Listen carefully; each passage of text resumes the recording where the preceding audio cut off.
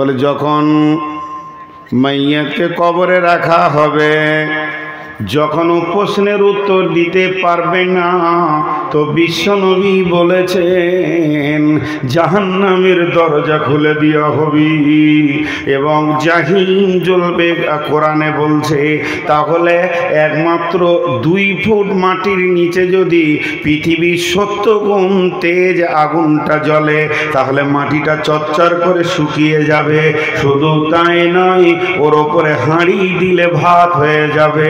সামান্য দুনিয়ার আগুনে ভাত হয়, আর কবরে আযাব হলে ওই মাটিটা কেন তাপ হয় না?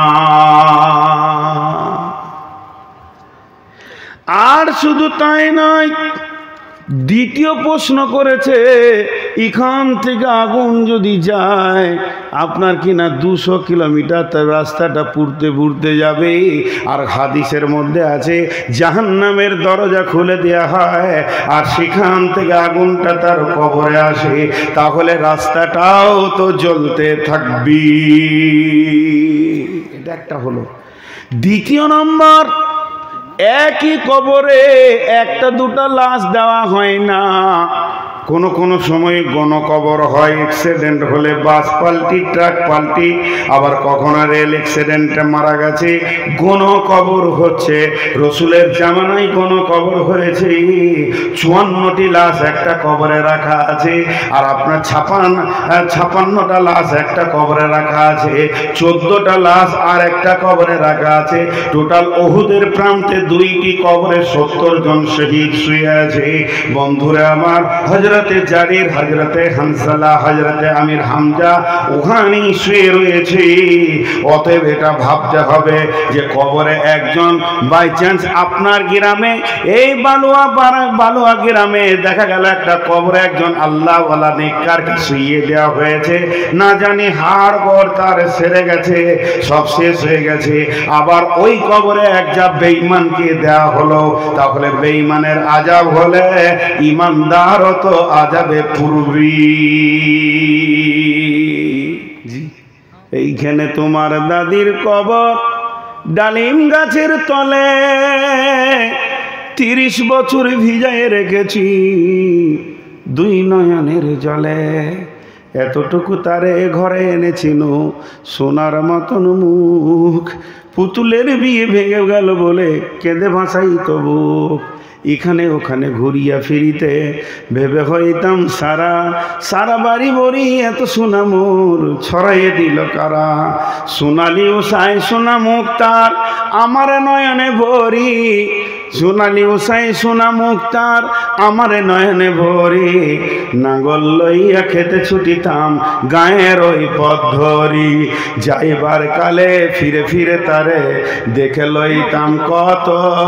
এ কথা লইয়া ভাবি সব মরে তামাশা করি তো কত। জানি না কখন এমনি করিয়া জীবনের সাথে মিশে ছোটখাটো হাসি ব্যথা মারে হারা হয়ে গেল দিশে। বাপের বাড়ি যাইবার কালে কহিত দরিয়া পা, আমারে দেখিতে যাইও কিন্তু উজানতলির গাঁ। সাপলার হাটে তরমুজ বেচি 6 পয়সা করে দাঁড়ি, পুঁতির মালা 1 ছড়ি নিতে কখনো হইত না দেরি। 1.5 পয়সার তামাক এবং মাজল লইয়া গাঁটে সন্ধ্যা বেলায় ছুটে যাইতাম শ্বশুর বাড়ির বাটে। হেসোনা দাদু সেই তামাক মাজন পেয়ে, দাদি যে তোমার কত খুশি হতো দেখতিস যদি চে। নত নেড়ে নেড়ে কহিত হাসিয়া, এতদিন পরে এলে পথ পানে চেয়ে আমি যে হেতায় কেঁদে মরি আঁখি জলে। আমারে ছাড়িয়া এত ব্যথা যার কেমন করিয়া হায়। কবর দেশে তো ঘুমায়ে রয়েছে নির্ঝুম নিরালায়, হাত জোর করে দোয়া কর দাদু, এই খোদা দয়াবান, এই খোদা দয়াবান, আমার দাদির তরেতে যেন গো বেহেশতে নসিব হয়। তারপরে এই শূন্য জীবনের কাটিয়াছে যত পারি, যেখানে যাহারে জড়াইয়ে ধরেছি সেই শুধু চলে গেছে ছাড়ি। শত কাফনের শত কবরের অঙ্ক হৃদয়ে আঁকি, গুনিতে গুনিতে ভুল করে গুনি, সারাদিন রাত জাগি। এই মোর হাতে কোদাল ধরিয়া কঠিন মাটির তলে, গাড়িয়া দিয়েছি কত সোনামুখ নয় চোখের জলে। মাটিরে আমি বড় ভালোবাসি, মাটিতে মিশাইয়া বুক। আয় আয় দাদু গলা গলি ধরে কেঁদে যদি হয় শোক। এইখানে তোর বাপজি ঘুমায়, এইটা যে তোর মা, কাঁদছিস তুই কি করবি দাদু, পরাণ যে মানে না। সেই ফাল্গুনে বাপ যে তোর এসে কহিল মোরে ডাকি, বাজানের মর আজকে আমার শরীর কি যেন করে থাকি থাকি। গোরের কাফনে সাজাইয়ে তাহারে চলিলাম যবে বয়ে, তুমি যে কহিলে বাজানের মর কোথায় যাও দাদু লয়ে। তোমার কথার উত্তর দিতে কথা থেমে গেল মুখে, সারা দুনিয়ার যত ভাষা ছিল কেঁদে ফিরে গেল দুঃখে। তোমার বাপের নাঙ্গল জোয়াল দুই হাতে জড়ায় ধরি, তোমার মা যে কত কাঁদিত সারাদিন মান ভরি। পথ দিয়ে যেতে গেয় পথিকেরা মুছিয়া যাইত চোখ, চরণে তাহাদের কাঁদিয়া উঠিত গাছের পাতার শখ। আথলে দুটি জোয়ান বলদ সারা মাঠ পানে চাহি, হাম্বার বেতে বুক ফাটাইত চোখের জলে বুঝি নাহি। গলাটি তাদের জড়াইয়ে ধরে কাঁদিত তোমার মা, চোখের জলে গহীন সাহারে ডুবাই সকল গা। উদাসিনী সেই পল্লী বেলায় নয়নের জলে বুঝি, কবর দেশেতে অন্ধকার গড়ে কথে ছিল খুঁজি। তাই সে জীবনের প্রথম বেলায় ডাকিয়া আনিল সাজ, হাই অবাগিনী আপনি মরিল মরণ বিষের তাজ। যাইবার কালে তোরে কাছে ডেকে কহিল বাছারে যায়, বড় ব্যথার অল দুনিয়াতে তোর মা বলিতে কেহ নাই। দুলাল আমার জাদু আমার লক্ষ্মী আমার রে, কত ব্যথা মর জানছি যে আমি ছাড়িয়া যাইতে তোরে। ফুটায় ফুটায় দুইটি গাল ভিজায় চোখের জলে, কি যেন আশিস করেইয়া গেল মরণ ব্যথার ছলে। ক্ষণ পরে মোরে ডেকে কহিল আমার কবর গায়, স্বামীর মাথার মাথল খানি ঝুলাইয়ে দিও ভাই। সেই সে মাতল গলিয়া পচিয়া মাঝি মিছিয়া মাটির সনে, পরাণের ব্যথা মিঠে না কহায় জেগে উঠে ক্ষণে ক্ষণে। হাত জোর করে দোয়া কর দাদু, এ খোদা দয়াময় বেহেশত নসিব করি তুমি মোর বাপ মায়। এইখানে তোর বুঝির কবর পরীর মতো মেয়ে, বিয়ে দিয়েছিলাম কাজীদের বাড়ি বুনিয়াদি ঘর পে। এত আদরের বউ যে তাহারে ভালোবাসিত না মোটে, হাতেও যদি না মারিত শত মারিত ঠোঁটে। খবরের পর খবর পাঠাত দাদু যেন কাল এসে, দুই দিনের তরে নিয়ে যেও মরে বাপের বাড়ির দেশে। শ্বশুর তাহার কষায় চামার চাহি কি ছাড়িয়া দিতে, অনেক কইয়া আনিলাম তাহারে সেবারে এক শীতে। সেই সোনামুখ মলিন হয়েছে ফুটে না সীতায় হাসি, কালো দুটি চোখে রইয়া রইয়া অশ্রু উঠিত ভাসি। বাপের মায়ের কবরে বসিয়া কাটাইত যেন দিন, কি যেন তার পরাণে বাজিছে মরণ তাজের বিন। কি যেন পচানো জ্বরেতে ধরিল আর উঠিল না ফিরে, এইখানে তার কবর দিয়েছি দেখ দাদু ধীরে। ব্যথা তো রাহাই হতভাগিনী রে, বাসে নাই কেহ ভালো, কবর তাহার জড়ায়ে ধরেছে, বন ঘাসগুলি কালো, বনের ঘুঘুরা উহু উহু করে কেঁদে মরে রাত দিন, গাছের পাতায় পাতায় কাঁপিয়া উঠে যেন তারি বেদনার দিন। হাত জোর করে দোয়া কর দাদু, এ খোদা দয়াময়, আমার বুবুর তরেতে যেন গো বেহেশতে নসিব হয়। এইখানে তোর ছোট ফুফু ঘুমায় 7 বছরের মেয়ে, রংধনু বুঝি নেমে এসেছিল বেহেশতে দাঁড়বে। ছোট বয়সে মায়ের হারায়ে কি যেন ভাবিত সদা, কি যেন তার পরাণে লুকিয়েছিল কত ব্যথা। একদিন গেলাম সবজির হাটে, তাহাকে রাখিয়া ঘরে, ফিরে এসে দেখি সোনার প্রতিমা লুটায়ে পথের পরে। সেই সোনা মুখ গোল গাল হাত সকলই তেমনি আছে, কি যেন সাপে দংশন পেয়ে মা আমার মারা গেছে। আপন হস্তে সোনার প্রতিমা কবরে দিলাম গাড়ি, দাদু ধর ধর বুক ফেটে যায় আর বুঝি নাহি পারি। এইখানেতে আরো কাছে, এইখানে আই দাদু, কথা কস না গো জাগিয়া উঠাবে ঘুম বলা মোর জাদু। ওই দুর্বনে সন্ধ্যা নামিছে ঘন আবিরের রাগে, অমনি করিয়া লুটায়ে পড়িতে বড় সাদ আজ জাগে। মসজিদ হতে আজান হাঁকিছে বড় সে কি করুন সুর, মোর জীবনের রোজ কিয়ামত ভাবিতেছি কত দূর। হাত জোর করে দোয়া কর দাদু, এ খোদা রহমান, বেহেশত নসিব করিও গো তুমি, যত আছে মৃত্যু ব্যথিত প্রাণ। আল্লাহ তাবারাক ওয়া তাআলা নবীকে নিশ্চয়ই কোনো খবর করেছেন, নবীদের সঙ্গে আল্লাহর খবরের সম্পর্ক থাকে জিবরাইল মারফতে, তো সেগুলো আসেনি। এতটুকুই বললেন যে তোমার মত হবে সমুদ্র দ্বীপে। তো বাদশাহ হাসতে লাগলো, আমি সমুদ্র দ্বীপে যাব না, তা মরবো কেন? সমুদ্রের মাঝে যে দ্বীপ সেইখানে মত হবে। তো বাদশাহ বলছে আমি সেখানে যাব না, তো মরবো কি করে? একদিন গেল, দুদিন গেল, যেতে যেতে বেশ কিছুদিন যখন অতিক্রম হয়ে গেল,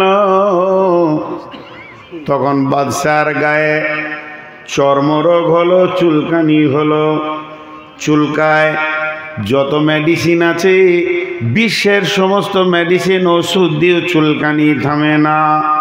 একজন কবিরাজ এসে চামড়া পরীক্ষা নিরীক্ষা করে দেখে বলছে, হুজুর আপনি যতই ওষুধ মাখেন আপনার রোগ ভালো হবে না। যদি এই রোগকে ভালো করতে হয় তাহলে সমুদ্র দ্বীপে পানির আবহাওয়ার মাঝে কিছুদিন থেকে আসতে হবে। বাদশাহ ভুলে গেছে সে কথা, সঙ্গে সঙ্গে বলল, এক্ষুনি আমাকে জলজাহাজে করে সমুদ্র দ্বীপে পৌঁছিয়ে দাও, আমি সেখানে কিছুদিন থাকবো, নচেত অ্যালার্জি আর আমি সহ্য করতে পারছি না। বাদশাকে তৎক্ষণাৎ পৌঁছিয়ে দেওয়া হলো। যখনই সমুদ্র দ্বীপে পৌঁছালো, আজরাইল এসে বলছে, বাদশাহ তুমি তৈরি হয়ে যাও, যে জায়গায় তোমার পৌঁছানোর কথা তুমি ঠিক জায়গায় পৌঁছে গেছো। তো আমার আল্লাহ ওই জন্য আরো একটা কথা বলেছেন, তোমার মতটা কোন মাটিতে কোন অংশে তুমি পড়ে থাকবে লাশ হয়ে, আমি ওই জায়গাটাও তোমার কপালে লিখে দিয়েছি। আমি এত বড় মাবুদ, যেমন কোটি কোটি বিলিয়ন মিলিয়ন তারাকে আমি কক্ষপথে চালিত করতে পারি। কেউ রাত্রিতে আসে, কেউ দিনে আসে, কেউ গ্যালাক্সির মধ্যে থাকে, কেউ গ্যালাক্সির বাইরে থাকে, কেউ ব্ল্যাক হোলে কাউকে খেয়ে ফেললো, সে গহ্বর অন্ধকারে চলে গেল। আর যে বাইরে রয়েছে, কিছু তারা পৃথিবী দেখছে, কিছু তারা বুধ দেখছে, কিছু তারা নিপচন প্লুটো দেখছে, সব তারা পৃথিবী দেখতে পাই না। এইভাবে যে আমি বিশ্বটাকে তালাচ্ছি, তেমনি কোটি কোটি মানুষকে, নারী আছে, পুরুষ আছে, শিশু আছে, শিক্ষিত আছে, মূর্খ আছে, কুমোর আছে, ছুতর আছে, মেতর আছে, এর ভিতরে আপনার কি না যারা শ্রমজীবী, বুদ্ধিজীবী, নানা রকম মানুষকে আমি বানিয়েছি। আর তাদের একটা মওতের রাস্তা করে দিয়েছি। প্রত্যেকটি মানুষ তার মওতের কক্ষপথে পরিচালিত রয়েছে। যেদিন সে মরবে তার পরের দিন তাকে কবরে শায়িত হতে হবে।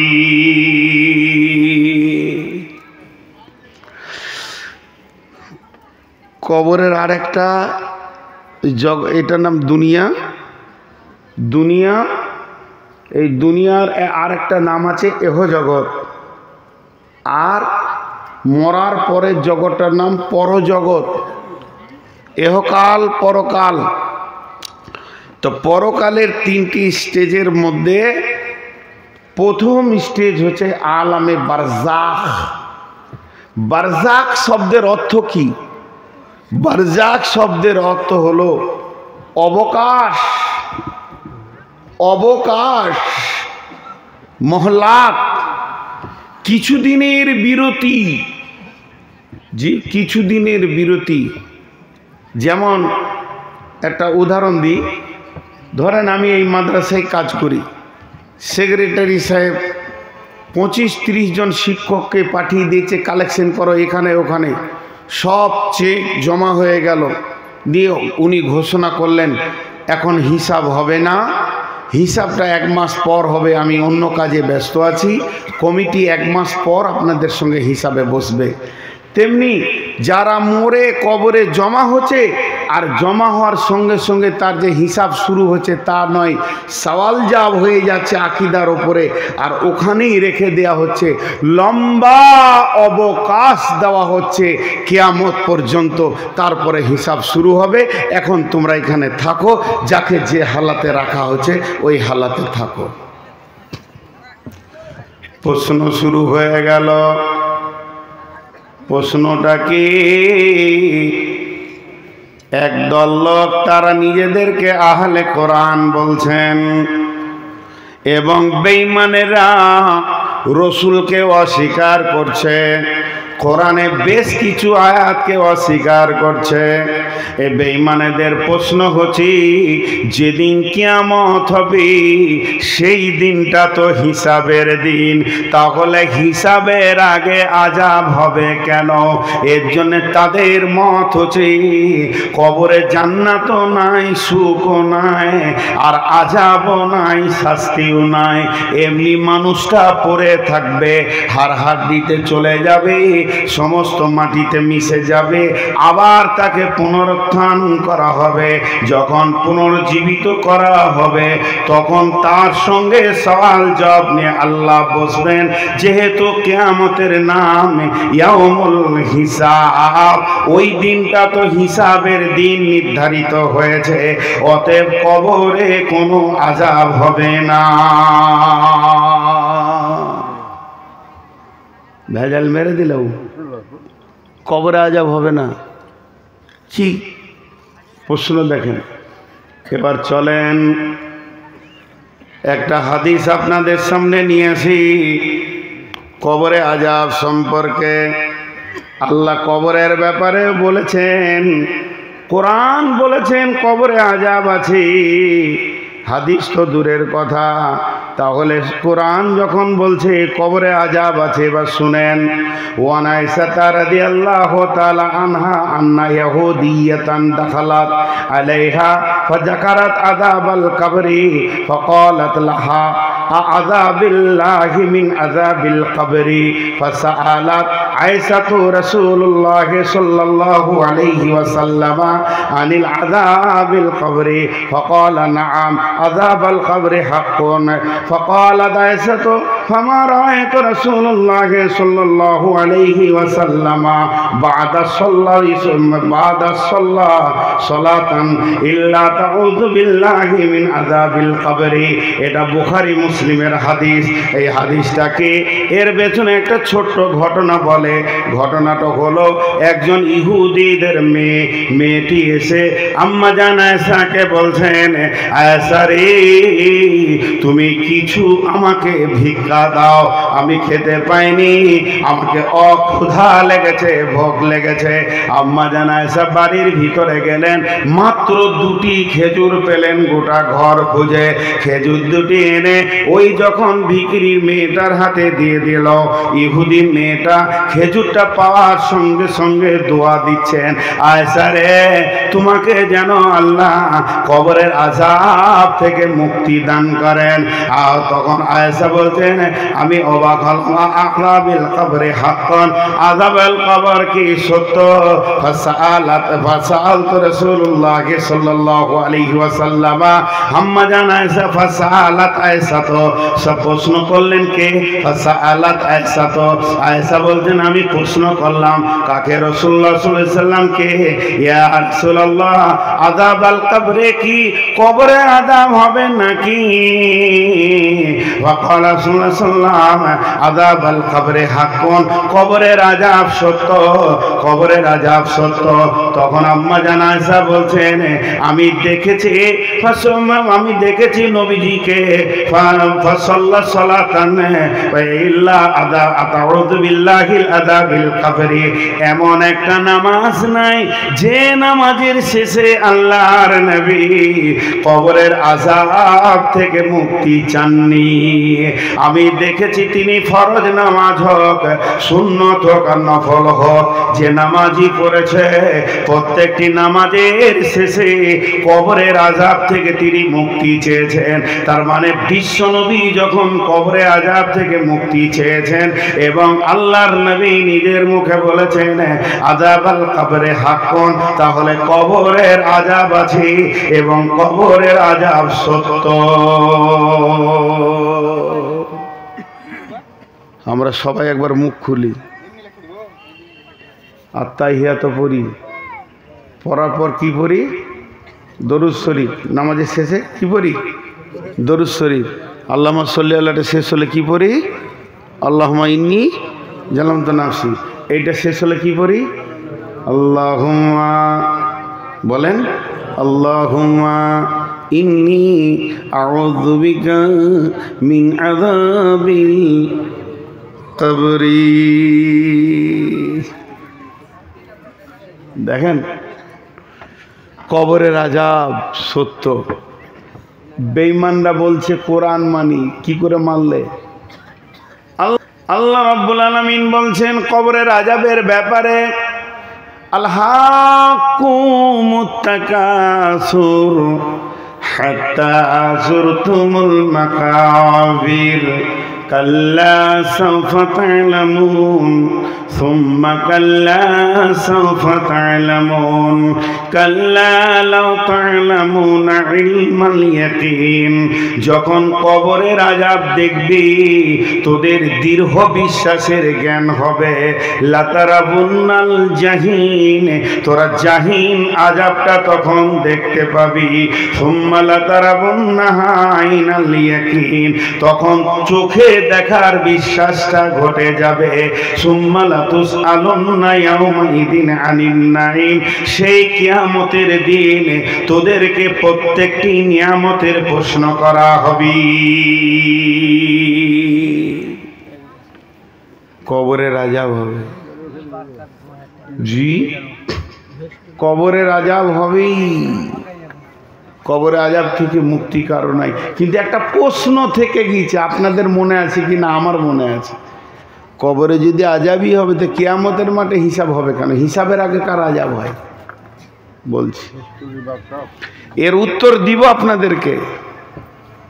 খুব মন দিয়ে শুনি, মনোযোগ, অত্যন্ত মনোযোগ দিয়ে শোনেন, প্রমাণ করব। একজন বিজ্ঞানী কি বলেছে জানেন? বলে যখন মাইয়াকে কবরে রাখা হবে, যখন প্রশ্নের উত্তর দিতে পারবে না, তো বিশ্বনবী বলেছেন জাহান্নামের দরজা খুলে দেওয়া হবে এবং জাহিম জ্বলবে। কোরআনে বলছে তাহলে একমাত্র 2 ফুট মাটির নিচে যদি পৃথিবীর 70 গুণ তেজ আগুনটা জ্বলে তাহলে মাটিটা চচ্চর করে শুকিয়ে যাবে। শুধু তাই নয়, ওর ওপরে হাঁড়ি দিলে ভাত হয়ে যাবে। সামান্য দুনিয়ার আগুনে ভাত হয়, আর কবরে আযাব হলে ওই মাটিটা কেন তাপ হয় না? আর শুধু তাই নয়, দ্বিতীয় প্রশ্ন করেছে এখান থেকে আগুন যদি যায় আপনার কিনা 200 কিলোমিটার তার রাস্তাটা পুড়তে পুড়তে যাবে। আর হাদিসের মধ্যে আছে জাহান্নামের দরজা খুলে দেওয়া হয় আর সেখান থেকে আগুনটা তার কবরে আসে, তাহলে রাস্তাটাও তো জ্বলতে থাকবে। এটা একটা হলো। দ্বিতীয় নম্বর, একই কবরে একটা দুটা লাশ দেওয়া হয় না। কোনো সময় গণকবর হয়, অ্যাক্সিডেন্ট হলে বাস পাল্টি ট্রাক পাল্টি, আবার কখনো রেল অ্যাক্সিডেন্টে মারা গেছে গণকবর হচ্ছে। রসুলের জামানায় গণকবর হয়েছে, 54টি লাশ একটা কবরে রাখা আছে। আর আপনার 56টা লাশ একটা কবরে রাখা আছে, 14টা লাশ আর একটা কবরে রাখা আছে। টোটাল উহুদের প্রান্তে 2টি কবরে 70 জন শহীদ শুয়ে আছে। বন্ধুরা আমার, হযরতে জারির, হযরতে হানসালা, হযরতে আমির হামজা ওখানেই শুয়ে রয়েছে। অতএব এটা ভাবতে হবে যে কবরে একজন বাই চান্স আপনার গ্রামে, এই বালুয়া গ্রামে দেখা গেল একটা কবরে একজন আল্লাহওয়ালা নেককারকে শুইয়ে দেওয়া হয়েছে, না জানি হাড় গোড় তার সেরে গেছে, সব শেষ হয়ে গেছে। আবার ওই কবরে একটা বেঈমানকে দেওয়া হলো, তাহলে বেঈমানের আযাব হলে ইমানদারও তো আযাবে পূর্বী। প্রশ্নর শেষ নাই, প্রত্যেকটি বিজ্ঞান দিয়ে উত্তর দিব।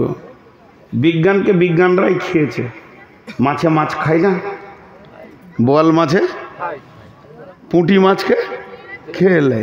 তো এই যে বিজ্ঞানীরা প্রশ্ন করেছে এরা পুঁটি মাছ, আর এক বিজ্ঞান বোয়াল মাছ ওকে খেয়ে নিয়েছে। প্রথম প্রশ্ন, গোটা রাস্তাটা আগুন হবে না, শুধু কবরটা জ্বলবে। বিজ্ঞানীরা বলছে পাগলের দল, একবার ভেবে দেখ ওই ফারাক্কার তাপবিদ্যুতে ওখানেই বিদ্যুৎ উৎপন্ন হচ্ছে, গোটা রাস্তাতে বিদ্যুৎটা আসছে, তোর ঘরে হিটারে আলো জ্বলছে, আগুন জ্বলছে, ভাত হচ্ছে, এর জন্যে রাস্তাটা পুড়ে না। গোটা হিটারটা জ্বলে তোর ঘরে ভাতকে ফুটিয়ে দিল, কিন্তু কেবেলটা হলো প্লাস্টিকের, এটা গলছে না। তাহলে জানতে হবে যদি বৈজ্ঞানিক এইভাবে এতটা তাপকে আনতে পারে, তাহলে আমার জাহান্নাম থেকে আগুন কবরে পৌঁছাতে পারবে? পারবে না? জোরে বলেন, পারবে না? নাম্বার 2 প্রশ্ন, এতটা তাপ যদি হয় তাহলে উপরের মাটি কেন শুকায় না? বিজ্ঞানরা একটা কেমিক্যাল তৈরি করেছে, যে কেমিক্যালটা কোনো মানুষকে, কোনো প্রাণীকে এইভাবে যদি মেসেজ করে দেয়া হয়, এক বোতল কেমিক্যাল নিয়ে আসেন, তারপরে আমার গোটা বডিটা যেন এক তিল এক চুল বাদ না থাকে মেসেজ করে দেয়া হয়। কেমিক্যালটা যখনই মাখানো হয়ে যাবে ওই লোকটার গায়ে একবার খালি বিদ্যুৎ লাগিয়ে দিতে হবে, 2 বার নয়, মাত্র 1 সেকেন্ড নয়, শুধু ঠেকিয়ে ছেড়ে দিলে চামড়াটা যেমন কার তেমন থেকে যাবে, চামড়া নষ্ট হবে না।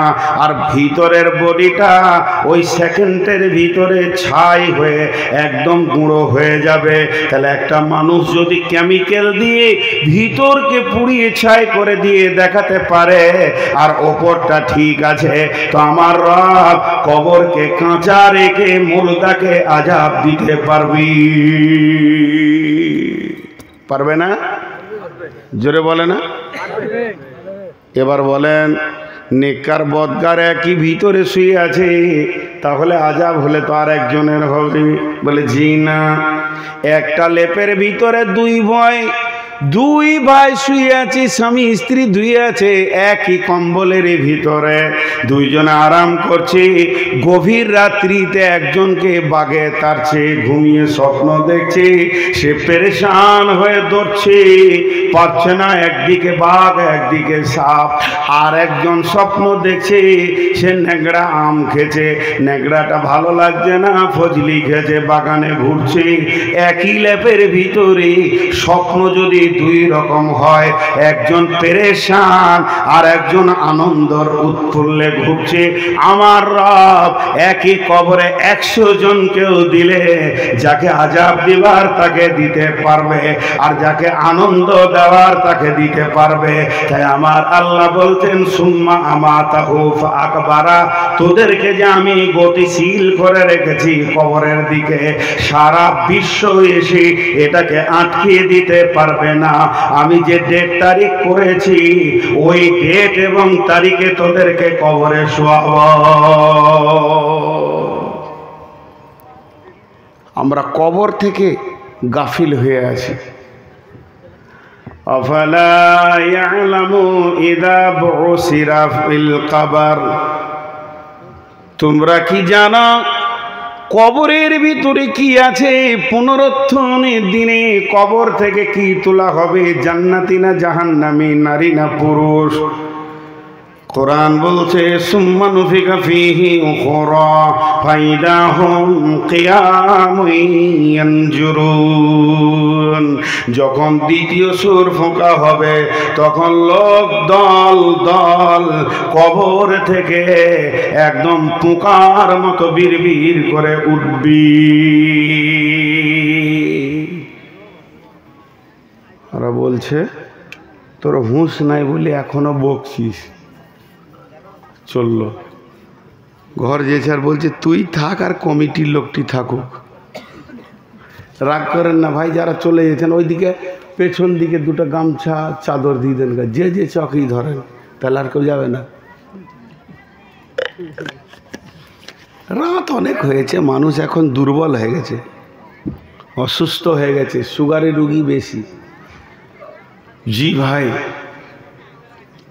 তো আল্লাহ তাবারাক ওয়া তাআলা কবরের ব্যাপারে কত কথা বললেন।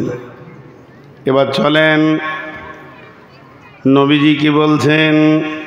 বিসমিল্লাহির রহমানির রহিম। ইযা উযিয়াল মাইয়াতু ফিল কবরি আতাহু মালাকানে ফায়াকুলানে মান রাব্বুকা মা দীনুকা ওয়া মান নাবিয়ুকা। বিশ্বনবী বলছেন যখন মানুষকে কবরে রাখা হয় তখন দুইজন ফেরেশতা আসে এবং সেই দুটি ফেরেশতা এসে প্রশ্ন করে মান রব্বুকা মা দীনুকা ওয়া মান নাবিয়ুকা, তোমার রবকে, তোমার দিন কি, তোমার নবীকে। যে লোকটা নেককার হয়, যে লোকটা পাস করতে পারবে, কবরে উত্তীর্ণ হতে পারবে, ওই লোকটা উত্তর দেয় রব্বি আল্লাহ দীনুল ইসলাম, নবী মুহাম্মদুর রাসূলুল্লাহ সাল্লাল্লাহু আলাইহি ওয়াসাল্লাম। যখন উত্তর হয়ে যায়, আমার রব বলে আমার বান্দা সত্য বলেছে, কাদ সাদ্দাক্তা, সে সত্য বলেছে, সত্য উত্তর দিয়েছে, তাকে জান্নাতি লিবাস পরানো হয় এবং বলা হয় তুমি জান্নাতি ঘুমে কওমে উরুসাকুম, তুমি এমন কওমে উরুসা, যেমন নব দুলহা দুলহি আপনার কিনা বাসুর ঘরে শুয়ে যায়, ও তাদেরকে কেউ ডিস্টার্ব করে না, তাদের ঘরের দরজা কড়া কেউ হিলাবে না, তাদেরকে কেউ বিরক্ত করবে না। এই রকম যখন হয়ে যায় তো আমার নবী বলছেন ওইভাবে কবরবাসীকে বলা হয় তুমি আনন্দের সঙ্গে ঘুমিয়ে যাও। আর যে লোকটা উত্তর দিতে পারে না, যে লোকটা উত্তর দিতে পারে না, হা আলা আদেরি, আমি তো কিছুই জানি না, কিছুই বুঝছি না। তার জন্য জাহান্নামের পোশাক পরিয়ে দেওয়া হয়, জাহান্নামের বিছানা দিয়ে জাহান্নামের দরজা খুলে দেওয়া হয়। কিন্তু বন্ধুরে, একটা জায়গা মজার কথা, যে লোকটা উত্তর দিতে পারে তার জন্য জাহান্নামের দরজা খুলিয়ে একবার দেখানো হয়, হে আল্লাহর গোলাম, তুমি উত্তর দিতে পেরেছো, তুমি সত্য কথা বলেছ, তারপরও একবার জাহান্নামকে চোখ খুলে দেখে লাও। এটা কত কঠিন জায়গা, আগুন যেন দাও দাও করে জ্বলছে, আর একে অপরে ছিঁড়াছিঁড়ি করছে, একে অপরে লড়ালড়ি করছে। তখন ওইটা দেখে বলা হয়, তোমার আল্লাহ তোমাকে মাফ করেছে, তোমার আল্লাহ তোমাকে ক্ষমা করেছে, এখন তুমি নবদুলহার মতো শুয়ে যাও। আর যে লোকটা উত্তর দিতে পারে না তাকে এক ঝলক জান্নাতকে দেখানো হয়, আর বলা হয়, হতভাগা বদনসিব, তুমি আলেম ওলামার কথা তুমি লাওনি, তাদের কথা মানোনি, তাই আজকে তোমার কঠিন আযাবে চিরদিনের কবরে শহীদ থাকতে হবে। জি ভাই, দেখেন কি কঠিন জায়গা কবর, সেখানে আপনাকে আমাকে পেরোতেই হবে, কোনো উপায় নাই, কোনো উপায় নাই। আর ওইটার নাম দিয়েছে আলামে বারজাখ, যে কথাটা বলতে গিয়ে অবকাশকাল, দীর্ঘদিন।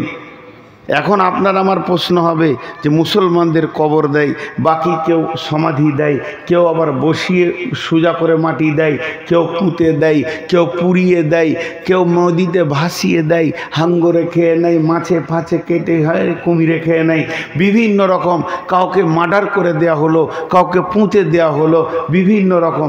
ভাই, যে জায়গায় থাকবে মওতের পর উঠার আগে পর্যন্ত ওইটাই কবর, ওইটাই আলামে বারজাখ। আর প্রত্যেককে প্রশ্ন এটা করা হবে, হিন্দুদের প্রশ্ন করা হয় না, এটা ভুল ধারণা। ওকে শ্মশানে যখন খাট শোয়ানো হবে কাঠের উপরে পোড়ানোর জন্য, তখনই সলজব হয়ে যাবে।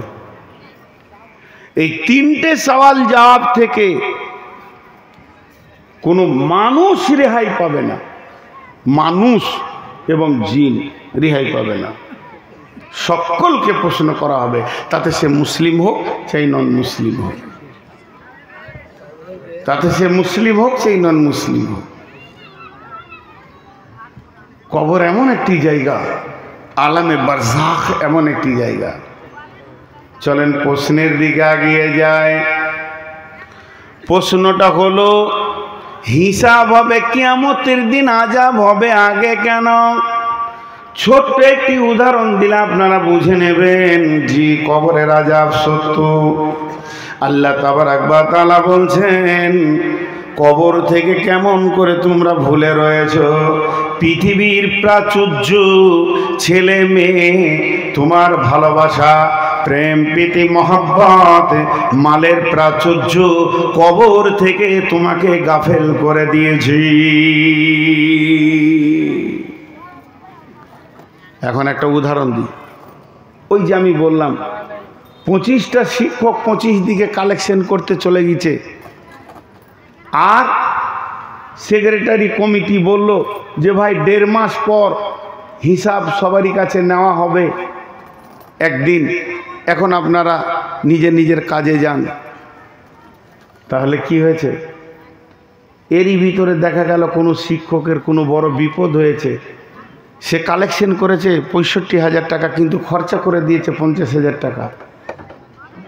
তাহলে যেদিন হিসাব হবে সেদিন তাকে পুজিয়ে দিতে হবে। আমি একটা দোকানে খেয়েই যাচ্ছি, কিছু টাকা দিলাম যে 10,000 ধরো, হিসাবের দিন দেখা যাবে, তো টাকাটা দেওয়া ভুল হবে? দেওয়া যাবে। তো শিক্ষকদের ভিতরে সেক্রেটারিকে বলল, ভাই আমি তো গরিব মানুষ, আমার বাড়ি ঘর মজবুত নাই, এতগুলো টাকা রাখবো কি করে? আমার কাছ থেকে 50,000, আমার কাছ থেকে 20,000, আমার কাছ থেকে 70,000, আমার কাছ থেকে 1 লাখ, এগুলো অন্তত জমা করে নেন, হিসাবের দিন দেখা যাবে যে আপনি আর পাবেন কি আমি পাবো। মোটামুটি জমা করে দিল। তো কিয়ামতের দিন হিসাব হবে, ঠিক আছে, কবরে আযাবটা আল্লাহ আমাদের জন্য নিয়ামত দিয়েছে। হাজি আযাব আবার নিয়ামত হয়? বলে হ্যাঁ হয়। কখনো কখনো আযাব নিয়ামত হয়, কখনো কখনো হয় নিয়ামত। এর আবার আর একটা উদাহরণ আপনাদেরকে দিতে হবে। এই বালুগ্রামে মার্ডার হয়ে গেছে, 20 জন ছেলেকে পুলিশ তুলে নিয়ে গেছে। তার মধ্যে একটা গরিবের ছেলে আছে, মাস্টার্স পাস করেছে। ছেলেটা খুব ভদ্র, নামাজ রোজা করে, কাউকে একটা মাথা উঁচু করে উঁচু নিচু গালি দেয় না। এত ভদ্র ছেলে এলাকায় কেন গোটা মালদা জেলায় নাই। চাকরি হয়ে গেছে, অ্যাপয়েন্টমেন্ট লেটার চলে এসছে, জয়েন্টিং হতে 3 দিন বাকি আছে। সকলে আনন্দিত, যখন জয়েন্ট অমুক হাই স্কুলের সে মানে স্কুলের শিক্ষক হিসেবে জয়েন্ট হবে। সব মা বাপ আনন্দিত। 3 দিন আগে তাকে তুলে নিয়ে গেছে পুলিশে। গোটা গাঁ হাই হাই করছে, সবাই ভালোবাসে।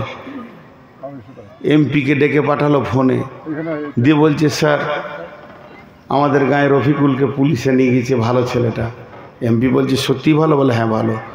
গিয়ে দেখছে থানাতে লকারে ভরা, 20 জনের মধ্যে ও একজন। বোঝাই রফিক এদিকায়। এমপি ওকে বের করে কলারটা ধরে গালে 2টা থাপ্পড় মেরে দিয়ে বলছে তুই কেন যেখানে সেখানে থাকিস? পুলিশে তুলে নিয়ে এসছে। 2টা চড় দিয়ে এবার থানার বড়বাবুকে বলছে স্যার এর নামটা কেটে দেন। প্রশাসন লালবাজার থেকে ফোন করে বলছে নামটা কেটে দেন। ওই যে 2টা চর মারলো, এই চরটা ওর জন্য আযাব না আনন্দ? আনন্দ। কেস হলো না, বেঁচে গেল। তো আমার রব নূর মোহাম্মদ গুনাহ করেছে 3.5 লাখ। আজ আমি মারা গেছি, কখন কিয়ামত হবে আমার রব জানে। আমার আল্লাহ বলছে নূর মোহাম্মদের কবরে আগুন জ্বালিয়ে দাও, তাকে কষ্ট দাও, কিন্তু 3.5 লাখ যে আমার গুনাহ আছে ওই গুনাহগুলো মাইনাস হতে শুরু করলো। দেখা যাবে যেদিন আমি কিয়ামতের মাঠে উঠব সেদিন আর আমার গুনাহ নাই। এমনও হতে পারে আর 20খানা গুনাহ আছে, সমস্ত হিসাবের পর এরপরে পুলিশের রাতটা হলো, কিয়ামতের মাঠটা 50,000 বছরের করা হলো, পঙ্খান্ন হিসাব হবে। সেখানেও যে দাঁড়িয়ে থাকবো, কিছু গুনাহ মাইনাস হয়ে যাবে। 12,000-এর মধ্যে ওখানে চলে গেল 8,000, আর আছে 4,000। আল্লাহ পুলিশের হাতে ছেড়ে দেবে, তাড়াতাড়ি যেতে পারবো না। হাঁটু গেড়ে গেড়ে গেড়ে গেড়ে হেঁটে যেই দরজার জান্নাতে পৌঁছাবো, বাকি 4,000 মাইনাস হয়ে যাবে। তো আমার রব ইমানদারদেরকে কবরে আযাব এই জন্য দেন, তাদের অল্প গুনাহ রয়েছে, আর এখানে কিছুটা দিয়ে আর হাসরে দাঁড় করিয়ে আর পুলসেরাতে পার করিয়ে তাদেরকে জান্নাতে দেবে। এগুলো তাদের গুনাহ মানে মাফ হওয়ার বাহানা। অতএব বন্ধুরে, কবরের আযাব হতে সত্য, বিচার যেদিন হবে সেদিন হবে, কিন্তু এই আযাবটা ধরে বিচার হবে। এতদিন আমার জেলে থাকা হয়ে গেল, 6 মাসের যদি আমি কারাদণ্ড হয় আমার, তো আল্লাহ দেখা গেল আমি একটা এখানে চুরি করেছি। কোথা চুরি করেছি? মাদ্রাসায় চুরি করেছি। আমাকে রায় দিয়েছে নূর মোহাম্মদ 6 মাস জেল কারাদণ্ডে থাকবে, তারপরে সে বের হয়ে আসবে। থানাতেই 2 মাস কেটে গেল জেলের ভিতরে, তারপরে জেলে গিয়ে তখন 4 মাস হয়ে যাবে। তার মানে কবরের আযাব সত্য, তবে কবরের আযাব কিন্তু আখিরাতের আযাবকে মাইনাস করে দেয়। একটা মুমিন মুসলমান কালেমা নিয়ে কবরে যদি পৌঁছায়, তার ছোটখাটো গুনাহগুলি এখানে মাফ হবে, তারপরে হাসরে হবে, পুলসেরাতে হবে, লোকটি জান্নাতে যাবে। এরপরে পুলসেরাতেও যদি না হয়, এরপরে যদি কিছু থেকে যায়, তাকে জাহান্নামে গিয়ে সেটা মাসুল দিয়ে আসতে হবে। তারপরও আমার রব চাই না যে মুমিন মুসলমান যাতে করে জাহান্নাম চলে যায়। তবে মুশরিক, কাফির, মুনাফিক এরা কবরেও আযাব পাবে, হাসরেও পাবে, পুলসেরাতেও পাবে, জাহান্নামে চিরদিন থাকবে, এরা জান্নাত পাবে না। আর মুসলমান মুমিন যারা হবে গুনহার কারণে জাহান্নাম যাবে, যেদিন তার জেল মাসুল পুরা হয়ে যাবে যাবে, আবার তাকে জান্নাতে দেবে।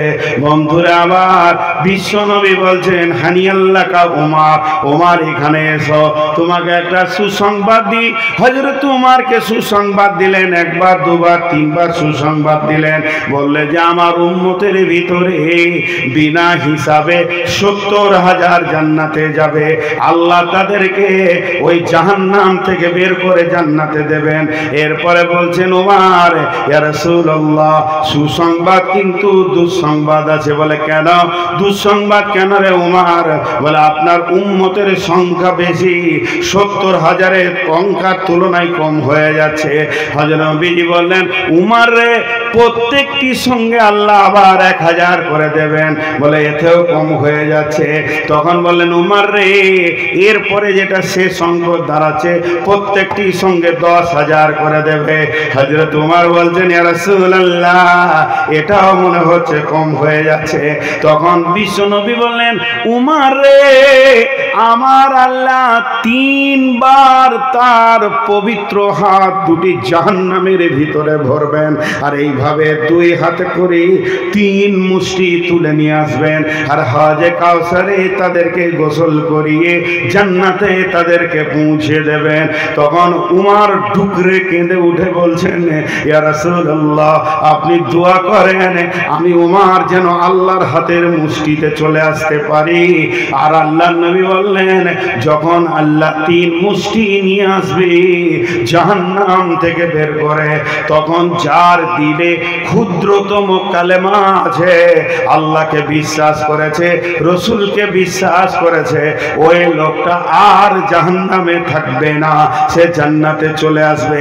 অতএব বন্ধুরে, কবরের আযাব হচ্ছে সত্য। আপনারা উঠিয়েন না, যে কটা আছেন থাকেন।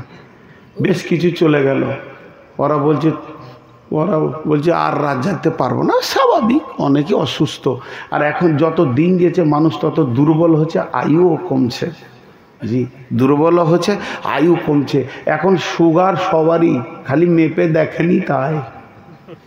যদি সুগার আর বিনা সুগারের ভোটের ব্যালটে হয় তা আমরা এমপি হয়ে যাব। আমরা সুগার পার্টি বেশি আছি। হ্যাঁ, আমাদের দিকে যদি চা খেতে হয় তো কি বলতে হয়? চায়ের দোকানে বিনা চিনি, সুগার ফ্রি। হ্যাঁ, আর বাংলাদেশে কি বলে জানেন? স্টাইল খুব। ছোটো পাড়া দেশ, আর ছোটো পাড়া মাথা নিয়ে পাহাড়ে ঠেস মারে, এত ওদের স্টাইল খুব।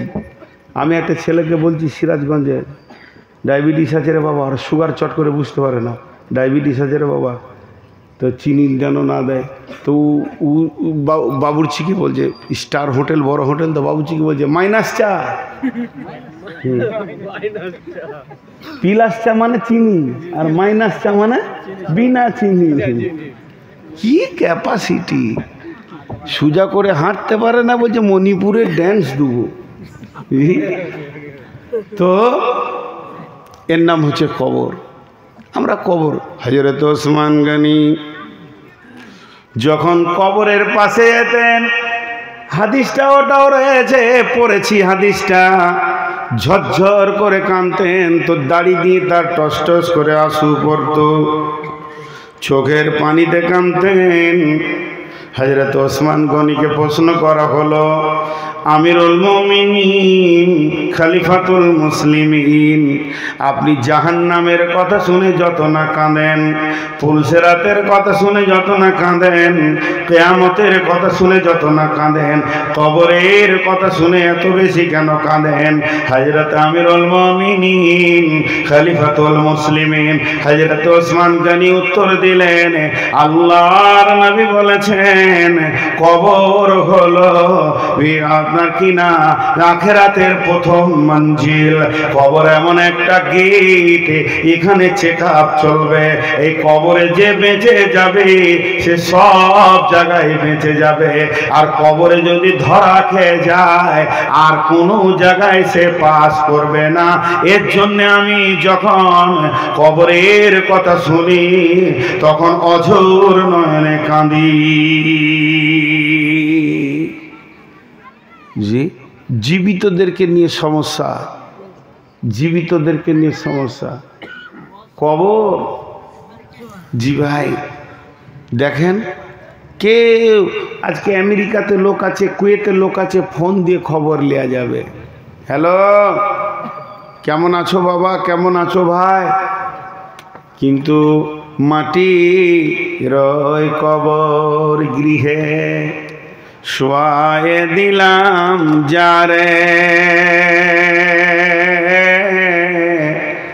ডাকলে কখনো আসবে না কেউ, মাটির বিছানা ছেড়ে মাটির কবর গৃহে শোয়ায়ে দিলাম যারে।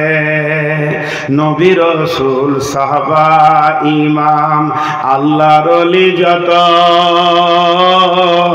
আছেন শুইয়া কবর গৃহে লক্ষ কোটি শত, ডাকলে শত কেউ কখনো আসবে না মাটির বিছানা ছেড়ে, মাটির ওই কবর গৃহে শোয়ায়ে দিলাম যারে। যে একবার শুয়েছে আর ফিরে আসবে না, এর নাম হচ্ছে কবর বন্ধুরে।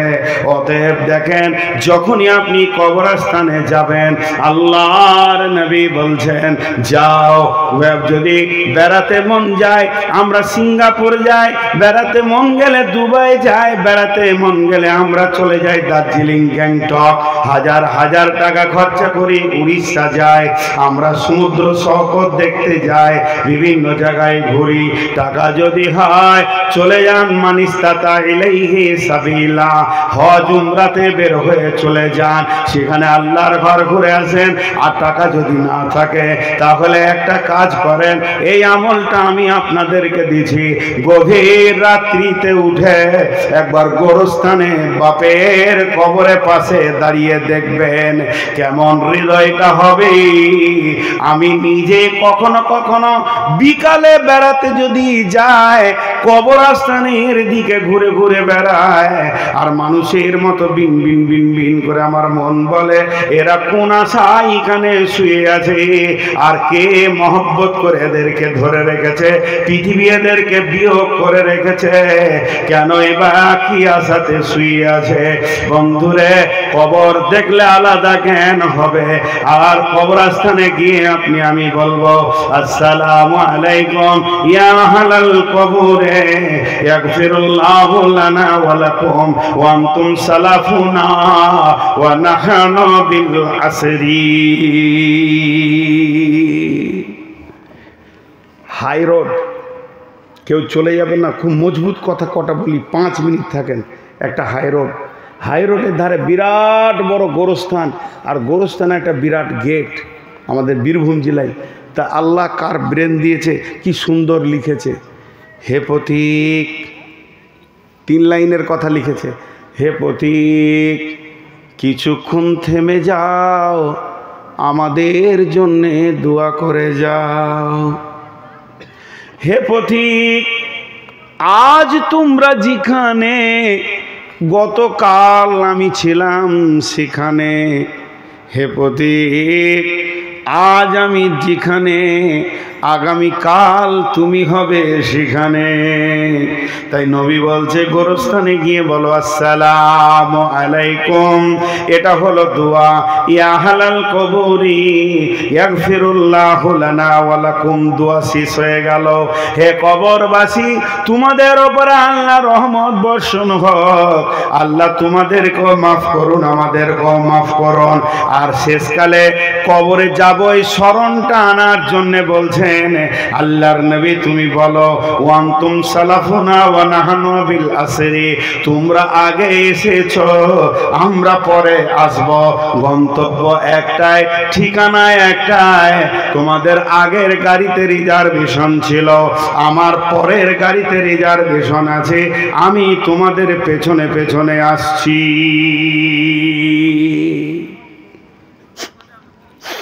জি কত দামি কথা বলছেন। কবি, ওর নামটা কি, জসিমউদ্দিন পল্লী কবি, একটা কবিতা লিখেছে না, কবর কত বড় কবিতা, 120 লাইন। জি, এইখানে তোমার দাদির কবর, ডালিম গাছের তলে 30 বছর ভিজায় রেখেছি দুই নয়নের জলে। এতটুকু তারে ঘরে এনেছিল সোনার মতন মুখ, পুতুলের বিয়ে ভেঙে গেল বলে কেঁদে ভাসাই তবু। এখানে ওখানে ঘুরিয়া ফিরিতে ভেবে হইতাম সারা, সারা বাড়ি বড়ি এত সোনা মোর ছড়াইয়ে দিল কারা।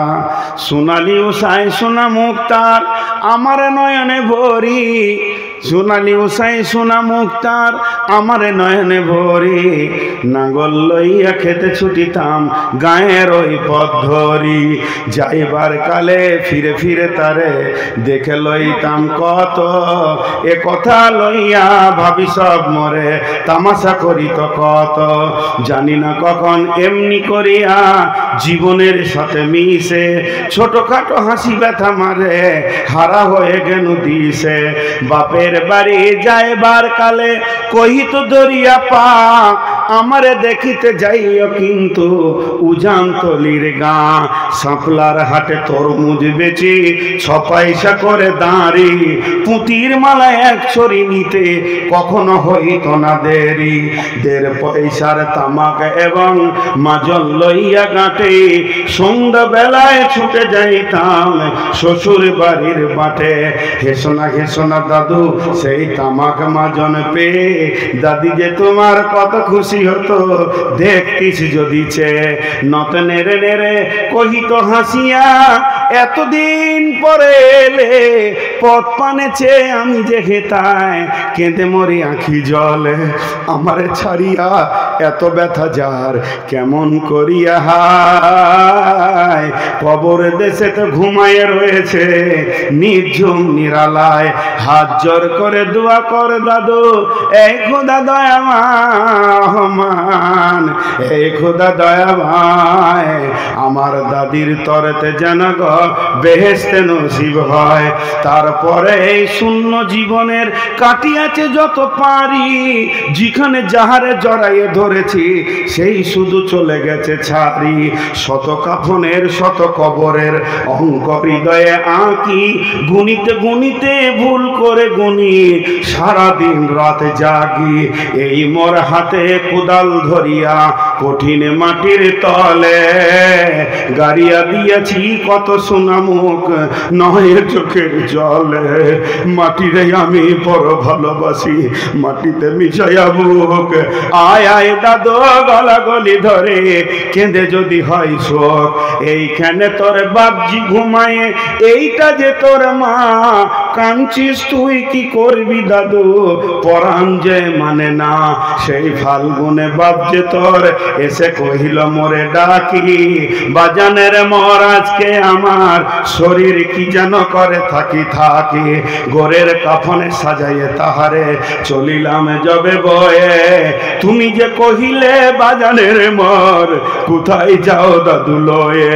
তোমার কথার উত্তর দিতে কথা থেমে গেল মুখে, সারা দুনিয়ার যত ভাষা ছিল কেঁদে ফিরে গেল দুঃখে। তোমার বাপের নাঙ্গল জোয়াল 2 হাতে জড়ায়ে ধরি, তোমার মা যে কত কাঁদিত সারাদিন মান ভরি। পথ দিয়ে যেতে গেয় পথিকেরা মুছিয়া যাইত চোখ, চরণে তাহাদের কাঁদিয়া উঠিত গাছের পাতার শখ। আথলে 2টি জোয়ান বলদ সারা মাঠ পানে চাহি, হাম্বার বেতে বুক ফাটাইত চোখের জলে বুঝি নাহি। গলাটি তাদের জড়াইয়ে ধরে কাঁদিত তোমার মা, চোখের জলে গহীন সাহারে ডুবায় সকল গা। উদাসিনী সেই পল্লী বেলায় নয়নের জলে বুঝি, কবর দেশেতে অন্ধকার ঘরে কথে ছিল খুঁজি। তাই সে জীবন জীবনের প্রথম বেলায় ডাকিয়া আনিল সাজ, হাই অবাগিনী আপনি মরিল মরণ বিষের তাজ। যাইবার কালে তোরে কাছে ডেকে কহিল বাছারে যায়, বড় ব্যথার অল দুনিয়াতে তোর মা বলিতে কেহ নাই।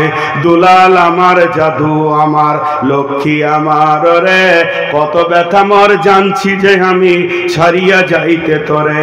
ফুটায় ফুটায় দুইটি গাল ভিজায় চোখের জলে, কি যেন আশিস করেইয়া গেল মরণ ব্যথার ছলে। ক্ষণ পরে মোরে ডেকে কহিল আমার কবরে গায়, স্বামীর মাথার মাথল খানি ঝুলাইয়ে দিও ভাই। সেই সে মাতল গলিয়া পচিয়া মাঝি মিছিয়া মাটির সনে, পরাণের ব্যথা মিঠে না কহায় জেগে উঠে ক্ষণে ক্ষণে। হাত জোর করে দোয়া কর দাদু, এ খোদা দয়াময় বেহেশত নসিব করি তুমি মোর বাপ মায়। এইখানে তোর বুঝির কবর পরীর মতো মেয়ে, বিয়ে দিয়েছিলাম কাজীদের বাড়ি বুনিয়াদি ঘর পে। এত আদরের বুবু যে তাহারে ভালোবাসিত না মোটে, হাতেও যদি না মারিত শত মারিত ঠোঁটে। খবরের পর খবর পাঠাতো দাদু যেন কাল এসে, 2 দিনের তরে নিয়ে যেও মরে বাপের বাড়ির দেশে। শ্বশুর তাহার কষায় চামার চাহি কি ছাড়িয়া দিতে, অনেক কইয়া আনিলাম তাহারে সেবারে এক শীতে। সেই সোনা মুখ মলিন হয়েছে ফুটে না সীতায় হাসি, কালো দুটি চোখে রইয়া রইয়া অশ্রু উঠিত ভাসি। বাপের মায়ের কবরে বসিয়া কাটাইত যেন দিন, কি যেন তার পরাণে বাজিছে মরণ তাজের বিন।